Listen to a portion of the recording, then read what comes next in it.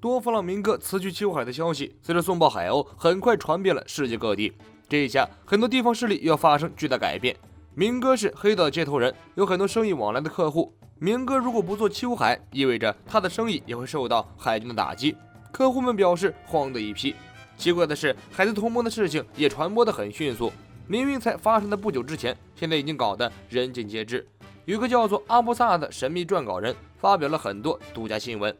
罗按照约定给明哥打去电话，准备约一下交换凯撒的地点。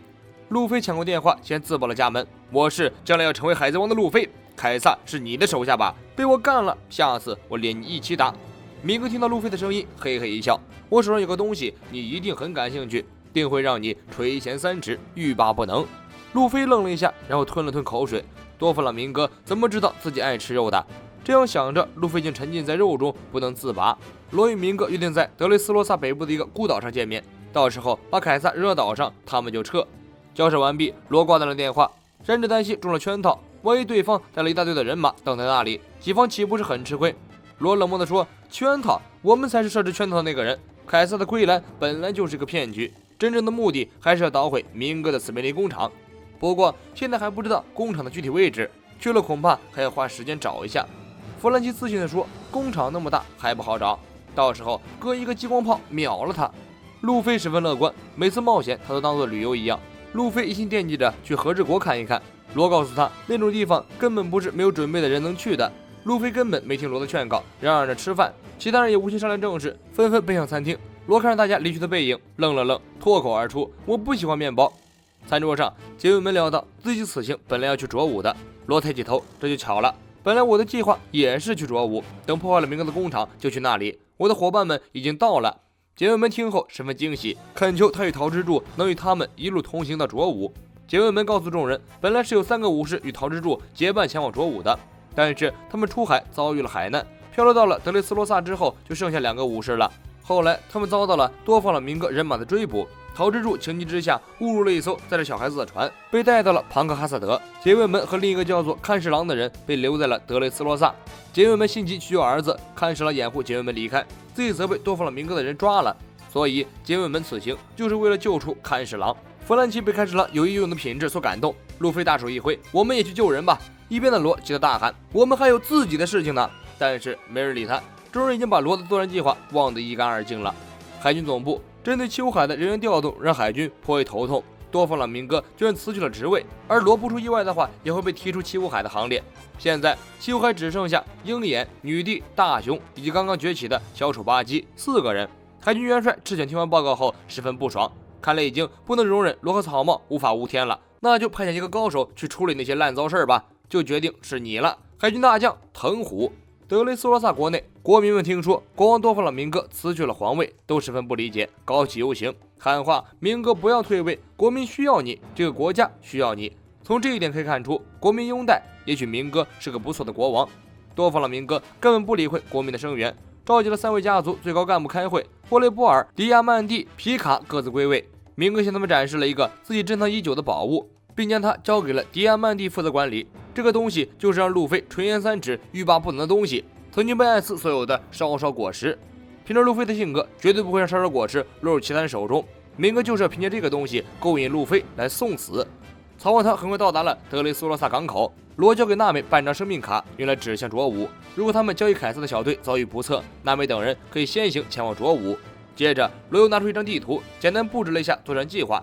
目前，众人就在德雷斯罗萨的西海岸，明哥的宫殿在德岛的中间，押送凯撒的小队需要穿过德岛，越过一座大桥，到达德岛北面的小岛。大家商量完，转眼一看，路飞、山治、索隆、弗兰奇、警卫们5个主力都不见了。乔巴几乎要急哭了，这4个主要战斗力不见了，谁来保护他们？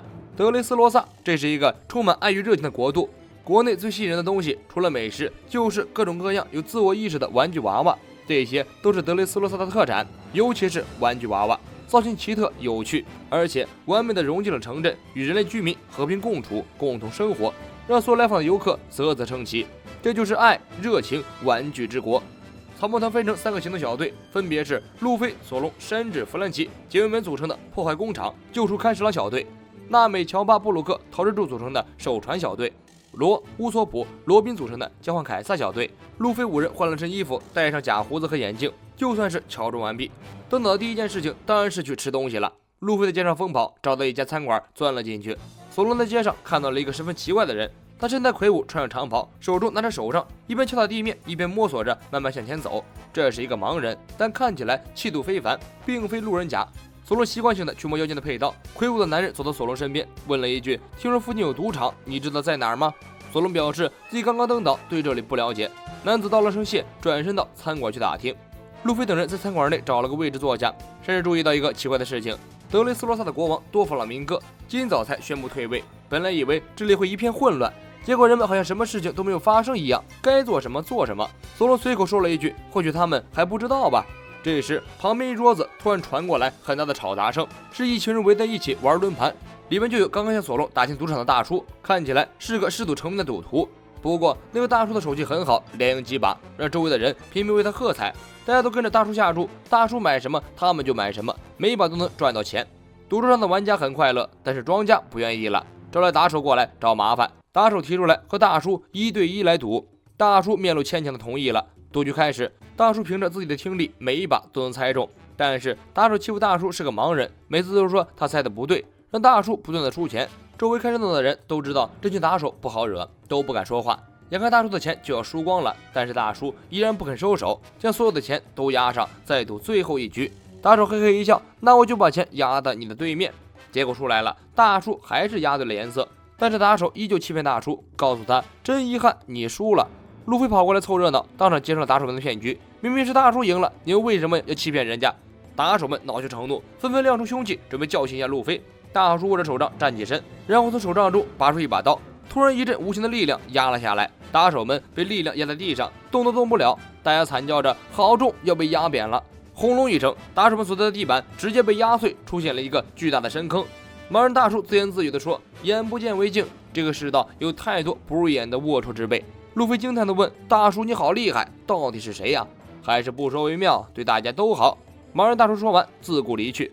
突然，餐厅的客人发出尖叫，几乎所有人都惊讶地发现自己的东西不见了。不会是刚刚那个盲人大叔吧？赌徒还兼职做小偷，居然趁乱偷东西，光天化日之下，真是目无王法。索隆也突然拍案而起，刚刚放在身边的秋水不见了。结友们听完急得跳起来，和这口国宝秋水没了。旁边一个玩具走了过来，一边敲鼓一边说道：“如果大家的东西都丢了，那就说明是被妖怪偷走了。”所谓的妖精是德雷斯罗萨几百年就出现的传说，虽然看不见，但真实存在，被称为是德雷斯罗萨的守护神。如果发生妖精盗窃事件，德雷斯罗萨的人一般都不会追究，一笑而过就可以了。四周的人发现东西神秘丢失，惊讶了一会儿之后，将一切归于妖精，这是妖精的恶作剧而已，大家哈哈一笑，不会再去纠结。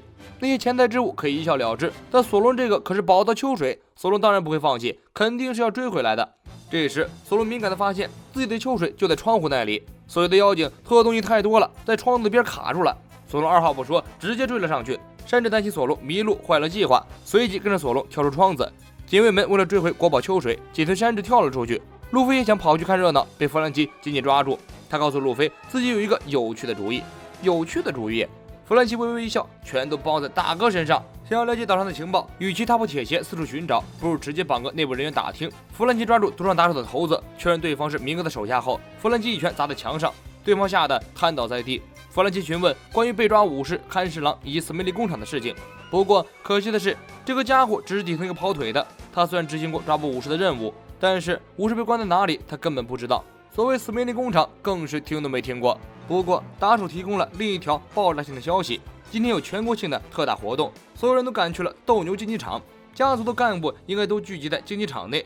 少主明哥为了冠军准备了一个特别牛逼的奖品，那就是火拳艾斯的遗物烧烧果实。路飞听完，震撼的半天说不出话来。艾斯的遗物在竞技场，自己一定要报名参加决斗，绝不会把烧烧果实让给别人。打手还在独自畅想，如果把烧烧果实分给他来吃，他一定会混个风生水起的。路飞气得大骂：“你这种渣渣也配吃！”路飞想要参加竞技比赛，但他少有的没有擅自行动，而是争取了弗兰奇的同意。弗兰奇知道艾斯是路飞的大哥，但他有所顾忌。从明哥之前电话中说的话来看，这件事本身就是个陷阱，恐怕是故意引诱路飞上钩。不过机会不容错过，反正也要去竞技场打探情报，那就干一票吧。有了弗兰奇的支持，路飞很高兴，二人立刻奔赴竞技场。路飞问弗兰奇想不想吃掉莎莎果实，弗兰奇摆摆手，我可不想变成旱鸭子。这下就头疼了。路飞自己已经有了恶魔果实能力，但是艾斯的果实绝对不可以落入外人之手。